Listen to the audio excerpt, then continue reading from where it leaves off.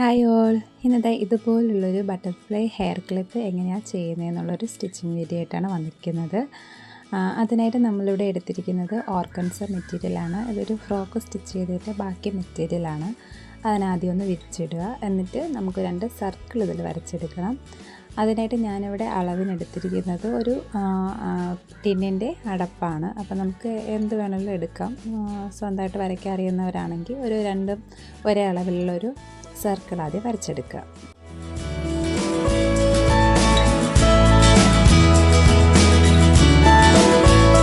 അങ്ങനെ 2 സർക്കിൾ വരച്ചെടുത്തതിന് ശേഷം നമുക്കതിനെ കട്ട് ചെയ്തെടുക്കണം.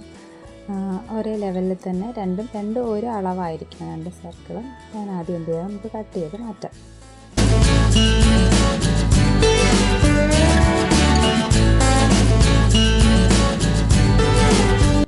നമ്മൾ 2 സർക്കിളും കട്ട് ചെയ്തെടുത്തിട്ടുണ്ട്. ഇനി കട്ട് ചെയ്ത സർക്കിളൊന്ന് മാറ്റി വെച്ചതിന് ശേഷം നമ്മൾ ബാക്കിയുള്ള ഭാഗമൊക്കെ ഒന്ന് കട്ട് ചെയ്ത് മാറ്റിയിട്ട് ബാക്കിയുള്ള പീസിൽ നേരെ ഒന്ന് മറിച്ച് ഇടുക.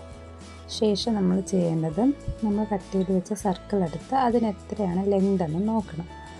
അതിലിപ്പോൾ നമുക്കൊരു 4.5 ആണ് വന്നിരിക്കുന്നത്. അപ്പോൾ ആ ഒരു ലെങ്തിൽ നീളവും വീതി എടുത്തുകൊണ്ട് തന്നെ നമ്മളൊരു സ്ക്വയർ ആദ്യം വരച്ചെടുക്കണം. എന്നിട്ട് ആ സ്ക്വയർ കട്ട് ചെയ്തെടുക്കുകയാണ് ചെയ്യുന്നത്.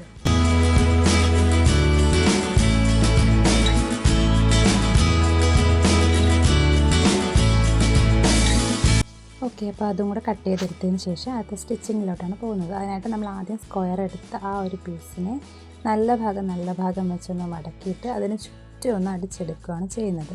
അതിലൊരു ചെറിയ ഭാഗം നമ്മളൊന്ന് മറിച്ചിടാനായിട്ടൊരു ചെറിയ ഭാഗം വിട്ടിട്ട് ബാക്കി ചുറ്റിന് സ്ക്വയറായിട്ട് തന്നെ നമ്മൾ സ്റ്റിച്ച് ചെയ്തെടുക്കുന്നുണ്ട്. ഇതുപോലെ വിട്ട ഭാഗത്തിലൂടെ നമ്മൾ ആ തുണിയൊന്ന് മറിച്ചെടുക്കണം. നല്ല സ്ക്വയറായിട്ട് വരുന്ന രീതിയിൽ തന്നെ അതിൻ്റെ മുക്ക് മൂലയൊക്കെ ഒന്ന് തള്ളി അതൊന്ന് മറിച്ചെടുക്കണം. ശേഷം നമ്മൾ ആ മറിച്ചെടുത്തതിന് ശേഷം നമ്മൾ വിട്ടുപോയ ആ ഭാഗമില്ലേ, അവിടെ നമ്മളൊന്ന് ജസ്റ്റ് അകത്തോട് മടക്കി പിടിച്ചൊന്ന് സ്റ്റിച്ച് ചെയ്തെടുക്കുക. അതായത് പോലെ അടുത്തത് സർക്കിൾ എടുക്കുക. 2 സർക്കിൾ നല്ല ഭാഗം നേരെ വെച്ചിട്ട് ചുറ്റിനും ഒന്ന് സ്റ്റിച്ച് ചെയ്തെടുക്കണം. അതിൽ നമ്മളൊരു ചെറിയ ഗ്യാപ്പ് വിട്ടിട്ട് വേണം സ്റ്റിച്ച് ചെയ്യാൻ. അത് മറിച്ചെടുത്ത് അടിക്കുന്നതിന് വേണ്ടിയിട്ടാണ്. അപ്പോൾ അത് നമ്മൾ സ്റ്റിച്ച് ചെയ്തെടുത്തിട്ടുണ്ട്. സ്റ്റിച്ച് ചെയ്തെടുത്തതിന് ശേഷം ഈ ഗ്യാപ്പിലൂടെ നമ്മൾ എന്ത് ചെയ്യണം, അതിനെ ഒന്ന് നല്ല രീതിയിലൊന്ന് മറിച്ചെടുത്ത് എന്നിട്ട് ആ വിട്ടുപോയ ഭാഗം ഒന്ന് അകത്തോട്ട് മടക്കി അതും ഒന്ന് സ്റ്റിച്ച് ചെയ്തെടുക്കണം. അപ്പോൾ സ്റ്റിച്ചിങ് കഴിഞ്ഞിട്ടുണ്ട്. ഇനി നമ്മളിത് ജോയിൻ്റ് ചെയ്യുന്നത് എങ്ങനെയാണെന്ന് കാണിച്ചു തരാം.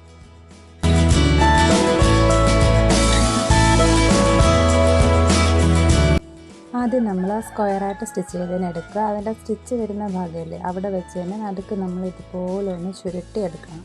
ഈ പ്ലേറ്റ് പോലെ മടക്കി വേണം എടുക്കാൻ, എന്നാലും അതിനൊരു ഭംഗി കിട്ടുള്ളൂ.